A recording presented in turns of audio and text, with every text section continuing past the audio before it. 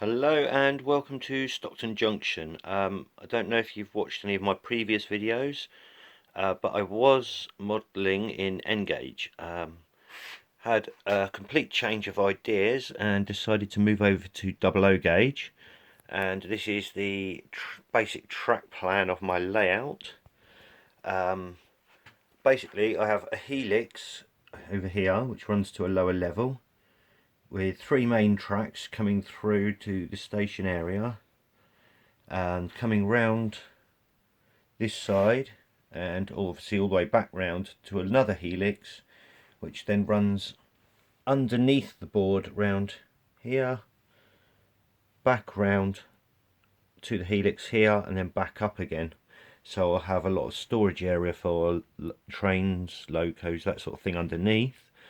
I have various plans and areas on my layout of scenic interest. First off, this is the station end. My platforms are about 5 foot long. I have just a siding going off over here. I'm not going to show you all the way up the end because it's a bit of a mess up there at the moment. I haven't decided what I'm going to put in that siding yet, so any ideas maybe? This siding here is going to come over here to a fuel depot, not for the trains, but you know, a proper fuel unloading depot for the big tankers, etc. It's coming along. I've basically, my main work at the moment been building the back up. I've retained my old N-gauge back scenes just purely because they're going to be hidden, and it's only going to be sky where you do see any. I've built this rather large building along the back here, which I've got obviously loads more buildings to do all the way down, going down there several feet. That was actually about about a third of the length of the building, but I converted it to make it a lot larger. And another one there. I've started doing some scenic items along the back there, just filling in, and some old rusty fencing, etc. Obviously I want to work from the back forwards, just purely so that I don't damage any of the items at the front area of the layout. So basically my tracks, I have where the class 50 is, that is my up line, which obviously splits there to either side of that platform.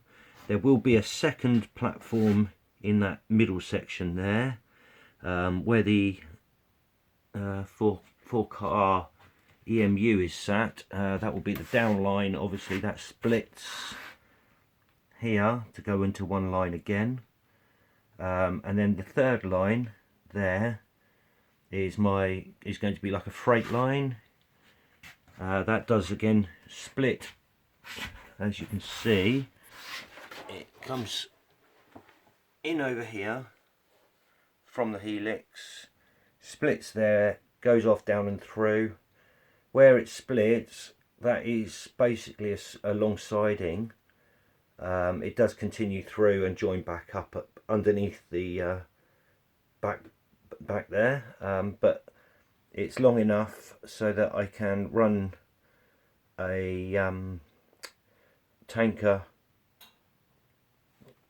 train into here. I also have magnets underneath the track, so I can uncouple half of the train in one siding, reverse out, reverse back in, and uncouple the rest of it into the other siding. So there'll be two complete sidings of long tanker wagons. I have this other siding here, which I was thinking of making a scrap yard. And if in fact, in one of the most recent magazines I read, somebody had also just done exactly my plan. So that's quite useful for reference. And basically the tracks go underneath. There's a big area there which will be a big town area. The outer tracks, obviously the three main outer tracks, come round the back there with a siding that comes off right in the middle at the back there, off the freight line comes in, one side then comes off again into here, which is going to be a permanent way area.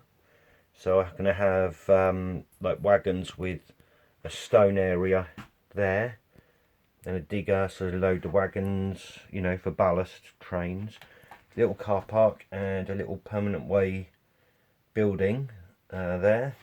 I'm going to have some old bits of track work and another straight piece of track along there where the tools are, which will be like for the workers to practice on, which is something I've seen on another channel. But I had already planned this because I'm going to use the single bit of track which will go along here will be for my programming track. So it will not only be a piece of scenery, but it will double up as my programming track. And rather than having it underneath the baseboard out of sight where I can't get to it easily. So then coming along there you have the three main tracks which will go all the way up down past there. There is a lowered section just beyond where the camera is, which is full of clutter at the moment. That will have a bridge with a river running under it, and then the track will continue over and down into a tunnel and down through the helix again. So on the second line off of this section that comes in here, I'm going to have the main line for the locos that come in. There's going to be a line here which will be for steam trains, for the heritage side of things, if they wanted to run you know, a rail tour, etc. So I'm going to have a little scenic area there with a train and coaling and watering, etc. Then the locos obviously will be coming down to here for the main engine shed, which is a kit I built out of 4 kits. I think they're something like £65 a kit, so it's quite a lot of money sat there. It's quite an impressive engine shed. I might actually leave the roof off completely because I quite like to detail the inside quite well, and I think it adds a lot of scenic interest. The locos obviously for fueling will come along here.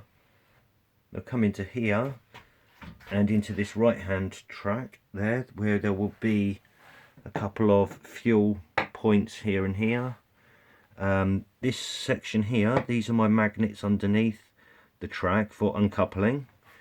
This will be for small tanker wagons to unload here, and obviously that unloading point there is to fuel the refueling points. This is an ingenious idea, these. I think Everard Junction was doing these on his previous videos before he changed his layout, and I've been giving it a go. They work very, very well. They're neo magnets, and if you place them, you have to sort of get them exactly in the right place, but approximately like that. As the train goes over, if you stop over them, the auto couplers will uncouple on their own, and you can then shunt it for the item away, etc. It allows you to shunt and move things around quite easily without having to manually uncouple. So they do work very well. I've already tested them. I already have two there. As you can see, I've got a UC there and another one UC there. That is exactly where the magnets are. I've marked it out so that I can put some sort of scenic item there that you wouldn't realise, but obviously it lets me know exactly where the magnets are for uncoupling. So once everything's obviously, like as you can see, ballasted, you won't see the magnets. They are, you know, invisible underneath the track and the ballast, so it does work very well. On a later video I will get to show you them in action. I have obviously tested these out to make sure they work properly. and they work well. Other work I've been doing at the moment is working on the switch box for this side, which is obviously in basic form at the moment. I've just wired it up, all the points apart from these end ones in this end are all working. Those ones there are all set up and working. I'm yet to finish wiring these up, so that's my next job, which are the ones right down that end underneath the board. As you can see on this sort of plan, my railway's covered from this point. So there's 3 points here, there's another point here that brings the freight line round to here, which splits again to go inside for the permanent way and the loco shed areas. So a lot of work to be done. Still a lot of track laying this side. This is all just laid down basically in approximate areas. I've literally laid the track to just this area here. This is actually laid in, but the point isn't fixed yet, and these two are in, and there's another one further underneath. The top boards aren't fixed yet, and I do plan where you can see sort of like these wiggly sections, just roughly drawn areas of where I'd like to have lift out areas. One problem I have had in the past, and this is another reason why I changed my N-gauge layout. I built a hillside which was rather impressive, made cutouts underneath the board to be able to get to the trains if they derailed, and I made several cutouts, but a train derailed and a coach fell over at the one point I could not reach from any way without shoving something down there which might have damaged the coach, trying to knock it or move it. So I dismantled it and learnt that from that lesson, to always make good access when you are building any form of tunnels or raised areas like what I'm doing along here. I am doing this raised area purely because I want a big scenic town area. Half the fun of model making is having the scenery, so not just the trains. I did buy for my station, I've got this kit here that I've modified. You can't really see it at the moment very well. It's in part built state. It's the station building and the canopies, which I've extended myself, and you can see I've built struts which I haven't finished yet to extend the canopy over the buildings, and I shall just gently move this out of the way, and you can now see that is actually two kits built together, and they did have skylights, but they have awful middles like that, so I decided to go over the skylights. I'm not sure if I like the roofing on this yet. I may change that at a later date. I also bought these steps so I can have the train station on a raised area up there. I've actually bought that train station on an impulse buy and actually decided I don't actually know if I want this one now, so I may build another one later. But I basically plan to have another set of steps for the other platform there with a tunnel area across the top, very much like a train station I've seen elsewhere. There's various ones like that all around the country, so just an idea I liked. It was something Everard Junction did on his videos, and I'm not actually copying him, I just like that idea, that style.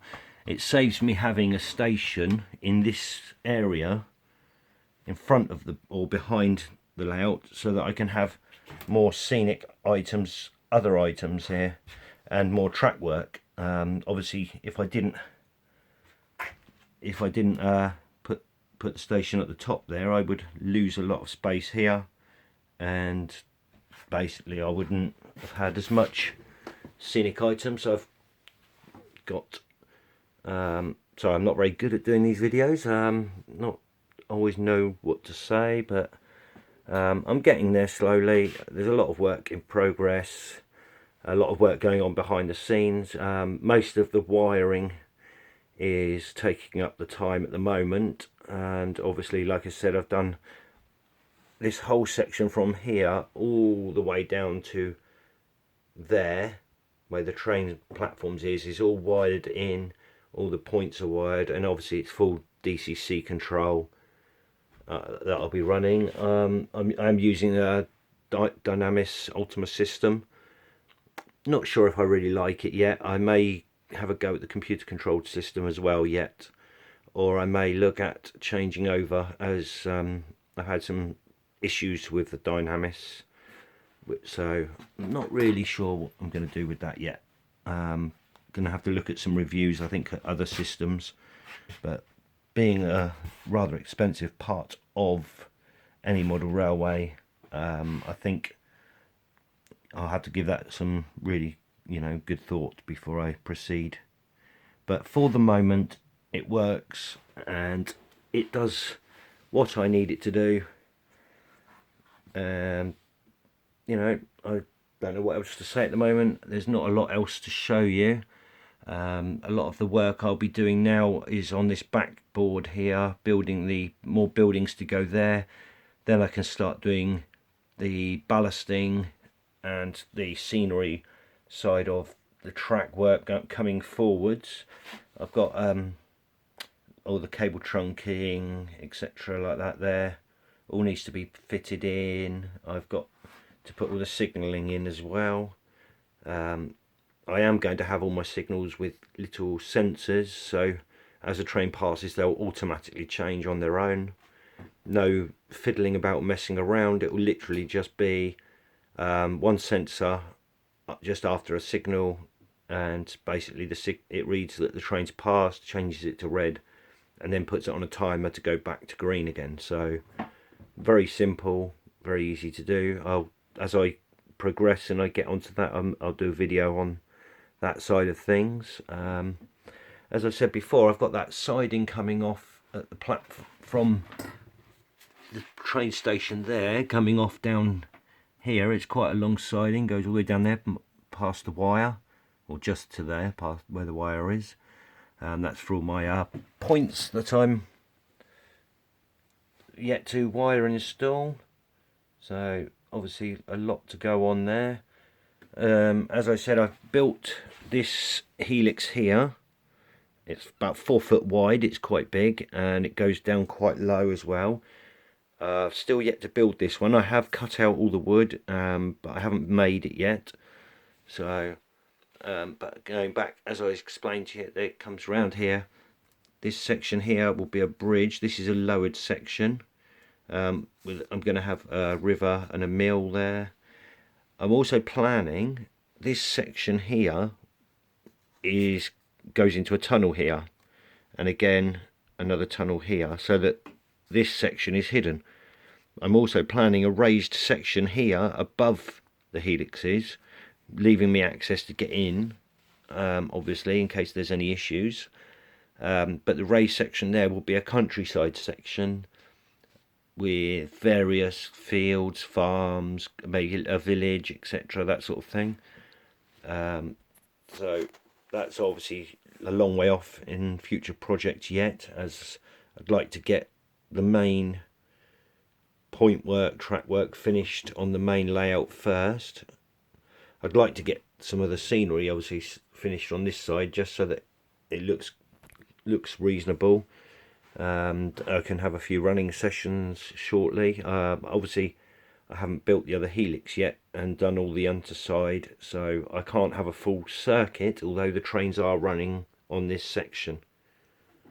So anyway, thank you for watching. If you have any comments, ideas, anything you'd like to say, please do message me. Thank you very much. Goodbye.